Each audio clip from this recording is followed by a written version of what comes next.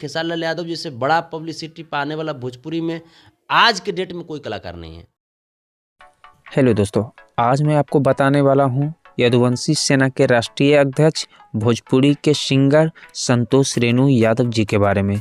तो चलिए वीडियो को डिटेल्स में जानने से पहले मैं आपसे रिक्वेस्ट करता हूं कि अगर आप मेरे चैनल फैक्टोवेद पे नए हैं तो मेरे चैनल को सब्सक्राइब करना ना भूलें, साथ ही साथ मेरे वीडियोस को लाइक करना ना भूलें। दोस्तों आज मैं आपको बता दूं संतोष रेणु यादव जी के बारे में। तो दोस्तों मैं बता दूं कि संतोष रेणु यादव जी बहुत से गरीबों को मदद भी किए हैं, साथ ही साथ बहुत गरीबों के दुख में भी ये शामिल हुए हैं। हमेशा इनको विवादों में लाया जाता है दोस्तों, लेकिन ये एक बहुत ही अच्छे, नेक और दिलदार इंसान है जो कि हमेशा गरीबों को मदद करते हैं। तो दोस्तों आज मेरा वीडियो बनाने का मकसद ये है कि संतोष रेणु यादव जी ने खुलकर खेसारी लाल यादव जी को सपोर्ट किया है। दोस्तों मैं बता दूं कि एक इंटरव्यू के दौरान खेसारी लाल यादव जी के सपोर्ट में खड़ा उतरे हैं संतोष रेणु यादव जी।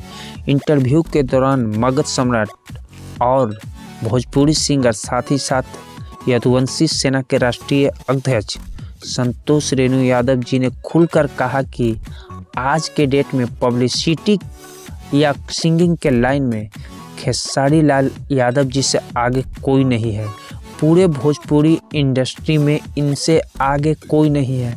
अगर जो बोलता है कि हम आगे हैं तो वो बेवकूफ़ी है, क्योंकि आज खेसारी लाल यादव भोजपुरी का एक ब्रांड है और इनसे आगे कोई नहीं है। यकीन नहीं है तो मैं आपको बता दूं दोस्तों कि इंटरव्यू के दौरान ये भी बोले कि खेसारी लाल यादव जी बहुत से गरीबों में दान भी किए और हमेशा सबके दुख में शामिल रहते हैं।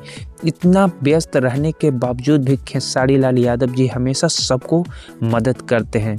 और साथ ही साथ मैं बता दूं कि इनके हमेशा गाने ट्रेंडिंग में रहा करते हैं। कुछ विरोधियों का ट्रेंडिंग क्या, महीने में 2 गाने ही आते हैं।